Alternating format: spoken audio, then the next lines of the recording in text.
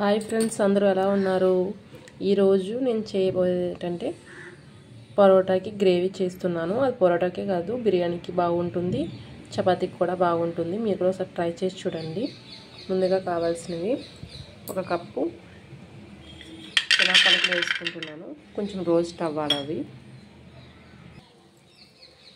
చూసారు కదా, కొంచెం ఫ్రై అయ్యాయి కదా. ఇప్పుడు నువ్వులు కొద్దిగా ఇవి కూడా లైట్గా రోస్ట్ చేసుకోవాలి. నువ్వులు త్వరగానే ఫ్రై అయిపోతాయి, అంత ఏం లేదు.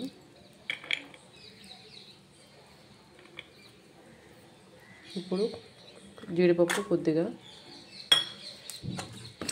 చూడండి, చుట్టుపక్కల ఆడేస్తున్నాయి కదా. ఇందులోనే నేను పచ్చి కొబ్బరి యాడ్ చేసుకుంటున్నాను. మీ దగ్గర ఎండు కొబ్బరి ఉన్నా సరే యాడ్ చేసుకోవచ్చు. ఇది మీ ఆప్షనల్. పచ్చి కొబ్బరి అన్నా పర్వాలేదు, ఎండు కొబ్బరి అన్నా. ఇలా కొంచెం రోస్ట్ అవ్వాలి మొత్తం. ఇవన్నీ రోస్ట్ అయిపోయి కదా, ఇప్పుడు స్టవ్ ఆఫ్ చేసేసుకుందాం. ఇవి చల్లారనివ్వాలి, మిక్సీలో యాడ్ చేద్దాం. ఇప్పుడు ఇవన్నీ మెత్తగా పేస్ట్ చేసుకుందాం. చూసారు కదా, ఇలా కచ్చాపచ్చా అయింది. ఇప్పుడు ఒక కప్పు ఉల్లిపాయ యాడ్ చేసుకోవాలి. దీన్ని ఇప్పుడు వాటర్ యాడ్ చేసుకొని మెత్త పేస్ట్లా చేసుకోవాలి. మెత్తగా పేస్ట్ చేసుకున్నాం కదా, ఇప్పుడు స్టవ్ ఆన్ చేసుకొని కడాయి పెట్టుకోవాలి.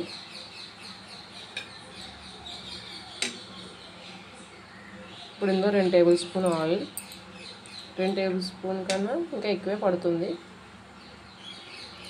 ఇంకా గ్రేవీ కదా ఇది, అందుకు. నేను 3 టేబుల్ స్పూన్ ఆయిల్ వేసుకున్నాను. ఇది హీట్ అయిన తర్వాత ఒకటి ఉల్లిపాయ ముక్కలు, ఆనియన్స్ వేసాం కదా, పచ్చిమిర్చి,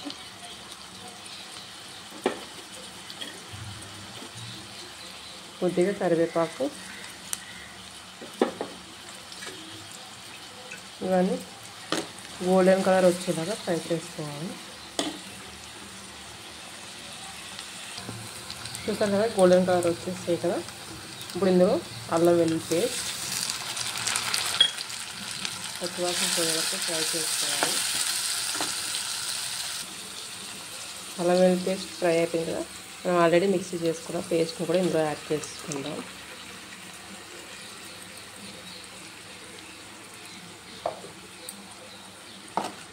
బాగా కలుపుకుందాం.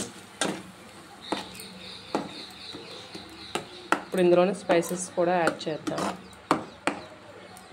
ఇప్పుడు మీడియం ఫ్లేమ్లో పెట్టేసుకోండి స్టవ్, ఎందుకంటే ఇవన్నీ మాడిపోతాయి హై ఫ్లేమ్లో ఉంటే. 1/2 స్పూన్ జీలకర్ర పౌడర్, 2 టేబుల్ స్పూన్ కారం,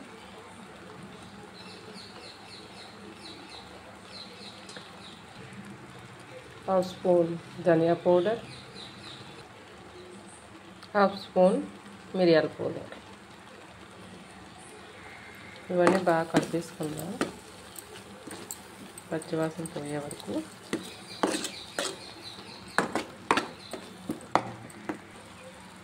మసాలా అంతా కొంచెం కుక్ అయింది కదా. ఇప్పుడు మనం ఇందాక ఆల్రెడీ మిక్సీ చేసుకున్నాం కదా, అందులో కొంచెం వాటర్ యాడ్ చేసుకొని ఇందులో వేసేసుకుందాం. దీన్ని మొత్తం బాగా కలుపుకుందాం. మొత్తం కలిపేసుకున్నాం కదా, ఇప్పుడు మూత పెట్టేసుకుందాం 2 మినిట్స్. చూసారు కదా, ఇలా కుక్ అవుతుంది. ఇప్పుడు 1/2 స్పూన్ గరం మసాలా, కొంచెం కసూరి మేతి, కొంచెం కొత్తిమీర, ఇవన్నీ వేసి బాగా కలుపుకొని కొంచెం దగ్గర కావనివ్వాలి. మరి కొంచెం పలుచగా ఉంటుంది, ఇంకా కొంచెం దగ్గర కావనిద్దాం. చూసారు కదా, ఇంకా తయారైపోయింది. ఈ మాత్రం చిక్కదనం ఉంటే సరిపోతుంది. ఇప్పుడు స్టవ్ ఆఫ్ చేసేసుకొని మనం సర్వింగ్ బౌల్లో తీసేసుకుందాం. ఫైనల్గా మన కర్రీ రెడీ అయిపోయింది. చూసారు కదా, చాలా బాగుంటుంది. పరోటాలోకి అయితే చాలా టేస్టీగా ఉంటుంది. మీరు కూడా ట్రై చేయండి ఒకసారి. దీన్ని తినే ముందు ఒక నిమ్మకాయ పిండుకోండి, చాలా బాగుంటుంది. ఇప్పుడు వేడిగా ఉండడం వల్ల నేను పిండి చూపించట్లేదు, అందుకనిసే. మీకు ఈ వీడియో నచ్చినట్టయితే లైక్ చేయండి, షేర్ చేయండి, సబ్స్క్రైబ్ చేయడం మాత్రం మర్చిపోకండి.